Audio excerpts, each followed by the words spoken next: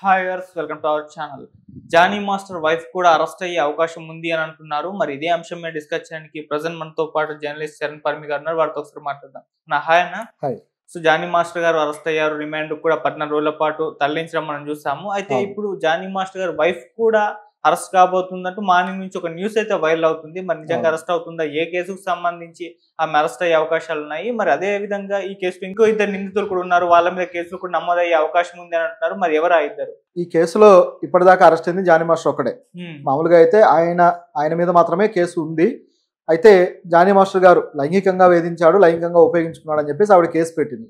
దీంట్లో భాగంగా ఆ అసిస్టెంట్ ఎవరైతే ఉన్నారో శ్రేష్ఠి వర్మ, జానీ మాస్టర్ వైఫ్ నా మీద దాడి చేసింది అని చెప్పేసి ఆ కేసులో మెన్షన్ చేసింది.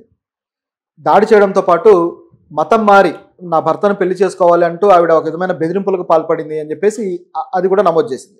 సో ఈ రెండు ఆవిడ మీద వచ్చిన ఆరోపణలు, జానీ మాస్టర్ వైఫ్ ఆయేషా మీద ఈ విధంగా ఆరోపణలు చేసింది. సో వీటిని పోలీసులు ఏదైతే రిమాండ్ రిపోర్ట్ ఉందో అందులో కూడా చేర్చారు. సో ఈ విధంగా చేర్చడం జరిగింది. ఇప్పుడు ఆవిడని అరెస్ట్ చేస్తారా లేదా అనేది ఇప్పుడున్న ప్రశ్న. అయితే ఆ కేసులో ఈవిడ కూడా నిందితురాలే కాబట్టి బెదిరింపులకు పాల్పడము, ఈ విధంగా మతం మారమని అడగడం కూడా తీవ్రమైన నేరాలే కాబట్టి ఖచ్చితంగా ఆవిడని అరెస్ట్ చేయడానికి పోలీసులు అయితే కేసు నమోదు చేశారు. దానికి రంగం సిద్ధం చేసుకున్నారు. వాళ్ళ దర్యాప్తులు ఈ విషయాలన్నీ వాళ్ళు రూఢి చేసుకున్నాక ఆవిడని అరెస్ట్ చేశారు. అయితే మరోవైపు చూస్తే ఆవిడ కూడా తను ఆ అమ్మాయిని కొట్టినట్టుగా ఒప్పుకున్నారు. జానీ మాస్టర్ వైఫ్ మొదటి రోజే ఆరోపణలు వచ్చిన రోజే ఒప్పుకున్నారు. సో ఏ విధంగా ఒప్పుకున్నారని చూస్తే, అసలు ఎందుకు కొట్టారు అని చూస్తే ఈవిడ ఆరోపించిన ఆరోపణలు వేరు, ఈవిడ కొట్టిన కారణాలు వేరు. ఇద్దరు వెర్షన్లు వేరు వేరు ఉన్నాయి. ఈ అమ్మాయి చెబుతుందేమో నా భర్తను పెళ్లి చేసుకో, ఇట్లా మతం మారు అని చెప్పినట్లుగా, దానికి ఒప్పుకోకపోతే బెదిరించినట్లుగా అమ్మాయి చెప్తుంది. జానీ మాస్టర్ గారి వైఫ్ ఏం చెప్తుందంటే, నేను కొట్టింది నిజమే, కాకపోతే ఎందుకు కొట్టానంటే ఆవిడ నా భర్తతోటి క్లోజ్గా మూవ్ అవుతూ వస్తుంది, ఆయనతో దగ్గరగా ఉండడానికి ప్రయత్నిస్తుంది, అలాగే నా పిల్లలని నా భర్తని నా నుంచి దూరం చేయడానికి ఆవిడ ప్రయత్నం చేసింది అని చెప్పేసి అన్నారు. అంటే ఈవిడ దగ్గర ఒక మాట చెప్పడము, తర్వాత జానీ మాస్టర్ దగ్గర మరొక మాట చెప్పడము, ఇట్లా మాటలు మార్చి ఆవిడ ఒక రకంగా ప్రవర్తించింది. అదేవిధంగా ఆవిడ సెట్లో కూడా జానీ మాస్టర్ క్లోజ్గా మూవ్ అవ్వడం, ఇవన్నీ జరుగుతూ వచ్చాయి. అవి చూసిన తర్వాత ఇది కరెక్ట్ కాదు అని చెప్పేసి నేను ఆవిడకి వార్నింగ్లు కూడా ఇచ్చాను, అయినా ఆవిడ పట్టించుకోలేదు. సో దాంతో నాకు ఇంకా కోపం వచ్చింది. సో అటువంటి తరుణంలో ఆవిడ ఫ్లాట్కు వెళ్ళి ఇలా అయితే లాభం లేదు, అంటే నా భర్తను దూరం చేస్తుందేమో అనే భయంతో నేను వెళ్ళాను. ఎందుకంటే ఆయన ఎవరైనా వేరే మహిళలు ఆయన వైపు చూసినా నేను సహించను అని చెప్పేసి ఆవిడ అంటున్నారు. ఇట్లా దూరం కాకూడదనే ఉద్దేశంతో ఆవిడ ఫ్లాట్కు వెళ్ళాను. ఆ టైంలో కూడా జానీ మాస్టర్తో ఆవిడ దగ్గరగా ఉండటం అనేది నాకు కంటపడింది, అది నాకు నచ్చలేదు, కాబట్టి నేను రియాక్ట్ అయ్యి ఆవిడని కొట్టడం జరిగింది అని చెప్పేసి చెప్పింది. సో తన భర్తను ఆవిడ భార్య నుంచి కాపాడుకోవడానికి, ఆవిడ వలలో పడకుండా ఉండటానికి ఇలా చేశానని చెప్పేసి ఈవిడ చెప్తున్న వెర్షన్. అయితే ఇక్కడ మరొక అంశం గమనించాలి. ఏంటంటే ఆవిడను కొట్టడం ఎందుకు, తన భర్తకు చెప్పుకోవాలి కదా. ఇప్పుడు అటువంటి అంటే ఆవిడ బిహేవియర్ బాగాలేదు, ఆవిడ మాటలు బాగాలేవు, ఆవిడ తప్పుదారిలో వెళ్తుంది అన్నప్పుడు తన కుటుంబాన్ని కాపాడుకోవాలి, తన భర్తను కాపాడుకోవాలంటే ఆయన నుంచి ఆవిడని కట్ చేయొచ్చు కదా. ఆవిడకి వేరే ఆపర్చునిటీస్ వస్తాయి, వేరే మాస్టర్లు పిలుస్తారు. ఆవిడ ఆల్రెడీ అప్పుడప్పుడు వేరే ఇండివిజువల్గా కూడా అవకాశాలు అందుకొని చేస్తూ ఉన్నారు. ఇటువంటి తరుణంలో భర్త ఆవిడని దగ్గరికి రాణిస్తూ ఉంటే, ఆవిడ క్లోజ్గా మూవ్ అవుతుందంటే అర్థం ఏంటి? అవతల వ్యక్తి రాణిస్తేనే కదా. నువ్వు దూరంగా ఉండు అని చెప్తే, మాస్టర్ సిన్సియర్గా చెప్తే ఆవిడ దూరంగా ఉంటుంది కదా. మరి ఆ మాస్టర్ అటువంటి ప్రయత్నం ఎందుకు చేయలేదు? అంటే ఆవిడ భర్త మాత్రం చేయడు అటువంటి ప్రయత్నం, కానీ అవతల వాళ్ళ మీద మాత్రం ఈ విధంగా బురద చల్లొచ్చా. ఓకే. సో వీళ్ళిద్దరి మధ్య అండర్స్టాండింగ్ తోనే ఆ క్లోజ్నెస్ ఉందనేది కనిపిస్తుంది.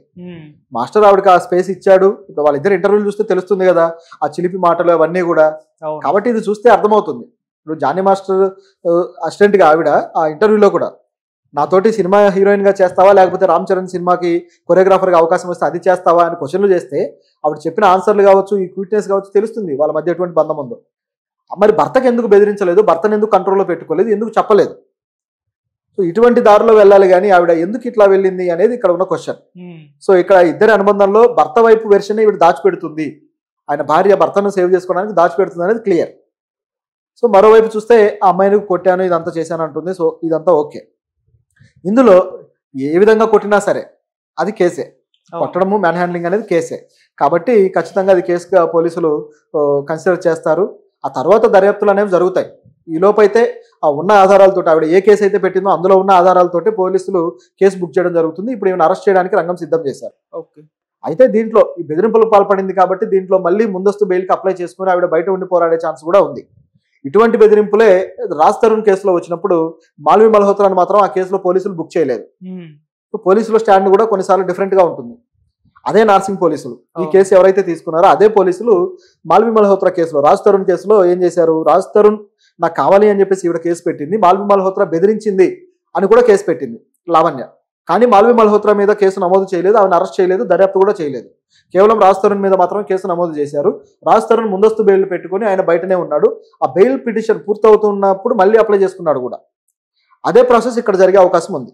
ఓకే, కాబట్టి ఆవిడ జైలుకు వెళ్ళే అవకాశం తక్కువ. ఒకవేళ వెళ్ళింది అంటే ఆవిడ ముందస్తు బెయిల్ అంగీకారానికి వెళ్ళలేదు, కోర్టు అంగీకరించలేదని మనం అనుకోవాలి. సో ఇది ఇక్కడ జరుగుతున్న విషయం. దీంట్లో మరో 2 పేర్లు వచ్చాయి. ఆ 2 పేర్లు ఎవరయ్యా అంటే జానీ మాస్టర్ దగ్గర మెయిన్ కొరియోగ్రాఫర్లుగా, మెయిన్ అసిస్టెంట్లుగా ఉన్న 2 వ్యక్తులు. ఒకరు వచ్చేసి మోయిన్, రెండో వ్యక్తి వచ్చేసి రాహుల్. వీళ్ళిద్దరూ కూడా జానీ మాస్టర్ దగ్గర చాలా కాలంగా కొరియోగ్రాఫర్స్గా ఉన్నారు, అంటే కొరియోగ్రఫీ అసిస్టెంట్లుగా ఉన్నారు. డాన్సర్లుగా చేస్తూనే తర్వాత ఎదిగి ఆయనకు మెయిన్ అసిస్టెంట్లుగా అయ్యారు. సో ఈ మెయిన్ అసిస్టెంట్లు ఏం చేస్తారంటే మాస్టర్ క్రియేట్ చేసిన స్టెప్పులు ఏవైతే ఉన్నాయో అవి హీరోలకి, హీరోయిన్లకి, మిగతా ట్రూప్ అందరికి కూడా నేర్పిస్తారు.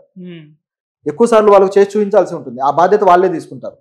వాళ్ళు పర్ఫెక్షన్ వచ్చేంత వరకు వాళ్ళ అండర్లో వాళ్ళు నేర్చుకుంటారు. సో మీరు గమనిస్తే విజయ్ చేసిన సాంగ్ ఉంది, అరబిక్ కూతు అనే సాంగ్ ఉంది. ఆ సాంగ్ మీరు రిహార్సల్స్ వీడియోస్ కూడా దొరుకుతాయి యూట్యూబ్లో. చూస్తే అందులో మొయిన్ విజయ్కి డాన్స్ స్టెప్పులు నేర్పించడము, ఆ సాంగ్లో వీడియోలో ఎక్కువ శాతం మొయిన్ కనిపిస్తూ ఉంటాడు. అలాగే ధనుష్కి నేర్పించిన సాంగ్ కావచ్చు, ఇవన్నీ కూడా ఉన్నాయి. సో ఇందులో మొయిన్ అనే వ్యక్తి చాలా కీలకంగా ఉన్నాడు. అయితే ఎందుకు వీళ్ళిద్దరూ ఈ కేసులోకి లాగాల్సి వచ్చింది అంటే ఆవిడ పెట్టిన కేసు ఆ విధంగా ఉంది. ఏం చేశారంటే ముంబై తీసుకువెళ్ళినప్పుడు ముంబైలో నా మీద ఇట్లా అత్యాచారం జరిగింది, మాస్టర్ ఈ విధంగా చేశాడని ఆవిడ నమోదు చేసింది కదా. దీంట్లో నాతో పాటు మరో 2 వ్యక్తులు కూడా వచ్చారు, మొత్తం 3 డాన్సర్స్ని తీసుకువెళ్ళారు అని చెప్పేసి చెప్పింది. ఆ 2 వ్యక్తుల పేర్లు ఇంతకుముందు బయటికి రాలేదు, ఇప్పుడు బయటకు వచ్చాయి. ఆ 2 వ్యక్తులే మోయిన్, రాహుల్. సో ఇలా హోటల్లో ఉన్నప్పుడు అత్యాచారం చేస్తున్న టైంలో వాళ్ళు కూడా ఉన్నారు అని చెప్పారు. అంటే వాళ్ళ సమక్షంలో జరిగిందని కాదు, వాళ్ళు వేరే రూమ్లో ఉంటారు. సో వాళ్ళు కూడా ఈ ట్రూప్లో వెళ్ళారు అని. సో వెళ్ళినంత మాత్రాన వాళ్ళని ఏమి నిందితులుగా చేసి అరెస్ట్ చేయాల్సిన పని లేదు. ఇప్పుడు డాన్స్ ట్రూప్ అంటే 50 మంది ఉంటారు, 50 మంది కలిసే వెళ్తారు. ఇప్పుడు 50 మందిని నిందితులు అనలేరు కదా. కాబట్టి ఆ విధంగా తీసుకునే అవకాశం అయితే లేదు. కాకపోతే వాళ్ళకి విషయం ఎంతవరకు తెలుసు అని పోలీసులు వీళ్ళని సాక్షులుగా చేరుస్తున్నారు. నిందితులుగా కాదు కానీ సాక్షులుగా ఈ కేసులో చేర్చి వాళ్ళ నుంచి దర్యాప్తు చేసి ఎంతో కొంత ఇన్ఫర్మేషన్ రాబట్టడానికి ప్రయత్నిస్తున్నారు. సో ఆ విధంగా వీళ్ళైతే ఈ కేసులో ఉంటారు. అయితే ప్రస్తుతానికైతే మోయిన్ జానీ మాస్టర్ దగ్గర ఏం చేయడం లేదు. ఇది గతంలో ఎప్పుడో జరిగిన సంఘటన, 2-3 ఏళ్ల క్రితం. మోయిన్ ఆల్రెడీ లాస్ట్ ఇయర్ లోనే జానీ మాస్టర్ నుంచి వేరైపోయి ఆయన సొంతంగా కొరియోగ్రఫీ చేస్తూ వచ్చాడు. ఆల్రెడీ ఐ థింక్ సుహాస్ అనుకుంటా ఒక సినిమా మంచి కొరియోగ్రఫీ చేశాడు, ఆ పాట బాగానే ఉంది. నిజానికి మోయిన్ విషయంలో కూడా జానీ మాస్టర్కి చిన్న వివాదం ఉంది. ఇది నాకు తెలిసిన వేరే మాస్టర్లు చెప్తే నేను మీకు చెప్తుంది. సో అదేంటంటే మోయిన్ మాస్టర్ దగ్గర చాలా మంచి స్టెప్పులు క్రియేట్ చేసేవాడు, అతను కూడా సొంతంగా క్రియేట్ చేస్తాడు. చేసి ఆ స్టెప్పులు అంటే హుక్ స్టెప్పులు ఉంటాయి, ఏదో ఒక పాటలో ఒక మంచి హుక్ స్టెప్ ఒకటి ఉంటుంది, ఆ హుక్ స్టెప్ హైలైట్ అవుతుంది. అటువంటిది కొన్నిసార్లు అసిస్టెంట్లు కూడా ఇస్తూ ఉంటారు, వాటి నుంచి మాస్టర్లు తీసుకోవడం అనేది జరుగుతుంది. డాన్సర్ నాకు అన్ని స్టెప్పులు ఒకలే చేయాలని లేదు. అవును. ఈ క్రమంలో మోయిన్కి మంచి పేరు ఉంది జానీ మాస్టర్ దగ్గర, మంచి హుక్ స్టెప్పులు క్రియేట్ చేస్తాడు అని. అలా అరబిక్ కూతు కూడా కొన్ని క్రియేట్ చేశాడు, బాగా పాపులారిటీ వచ్చింది. మోయిన్ కూడా మంచి పేరు తెచ్చుకున్నాడు, విజయ్ లాంటి హీరోలు మెచ్చుకున్నారు, తర్వాత ధనుష్ లాంటి హీరోలు కూడా మెచ్చుకున్నారు. ఈ క్రమంలో ధనుష్ మోయిన్కి ఒక ఆపర్చునిటీ ఇచ్చాడు, నేను నిన్ను కొరియోగ్రాఫర్గా చేస్తాను, నాకు ఒక సాంగ్ నువ్వు చేసి పెట్టు అని. ఐ థింక్ ఆ సినిమా ఒక సినిమా అటర్ ఫ్లాప్ అయింది, ఆ సినిమా తమిళ్లో కూడా. సో ధనుష్ చేసిన ఆ సినిమాకి మోయిన్ ఒక సాంగ్ కొరియోగ్రఫీ చేశాడు. అయితే ఈ సాంగ్ విషయంలో ఏమైందంటే మోయిన్ ఇట్లా నాకు ఒక ఆపర్చునిటీ వచ్చింది, నేను వెళ్తాను, ఆ ఆపర్చునిటీ ధనుష్ నాకు ఇచ్చాడు అని చెప్పేసి జానీ మాస్టర్ని అడిగాడు. ఎందుకంటే గురువుకి చెప్తారు కదా ఆపర్చునిటీ వచ్చినప్పుడు. అలా చెప్పినప్పుడు ఎందుకో జానీ మాస్టర్ కొంచెం అన్కంఫర్టబుల్గా ఫీల్ అయ్యాడు, ఎందుకో యాక్సెప్ట్ చేయలేకపోయాడు ఈ విషయాన్ని అని చెప్పేసి అతను మోయిన్ అయితే తన సన్నిహితుల దగ్గర చెప్పుకున్నట్టుగా మనకైతే ఇన్ఫర్మేషన్ ఉంది. ఓకే. సో జానీ మాస్టర్ నువ్వు అప్పుడే వెళ్ళొద్దు, నీకు ఇంకా మంచి ఫ్యూచర్ ఉంది, సో నేను నీకు మంచి ఆపర్చునిటీలు ఇప్పిస్తాను తెలుగులో, నువ్వు ఉండు అని చెప్పేసి రిక్వెస్ట్ చేసినట్టుగా, అయినా సరే ఇంతకన్నా మంచి ఆపర్చునిటీ ఏముంటుంది అని మోయిన్ ధైర్యం చేసి వెళ్ళినట్టుగా మనకు తెలుస్తుంది. సో అలా వెళ్ళి ఆ సాంగ్ కంపోజ్ చేశాడు. ఆ సాంగ్ మీరు చూడొచ్చు, యూట్యూబ్లో కూడా ఉంది. చాలా మంచి స్టెప్లు కంపోజ్ చేశాడు, బాగా హిట్ అయింది సాంగ్ వరకు అయితే, సినిమా అయితే పోయింది. సో ఇలా మోయిన్కి అయితే మంచి స్టెప్ పడింది లైఫ్లో. ఇప్పుడు తన మార్గంలో తను వెళ్తున్నాడు. అది ఎంత దూరం వెళ్ళినా సరే ఆయన జానీ మాస్టర్ శిష్యుడుగా ఆయనకంటూ ఉండే గుర్తింపు ఆయనకు ఉంటుంది, తన గురువుని ఆయన గౌరవిస్తాడు. అయితే ఈ కేసులో ఈ విధంగా లాగడం అనేది సాక్షులుగా తీసుకొస్తున్నారు కాబట్టి వీళ్ళు కొద్దిగా వివాదాస్పదం అయ్యే అవకాశం అయితే లేకపోలేదు. సో ఇది ఇందులో ఉన్న పరిస్థితి. ఓకే అన్న, థ్యాంక్ యూ సో మచ్ అన్న.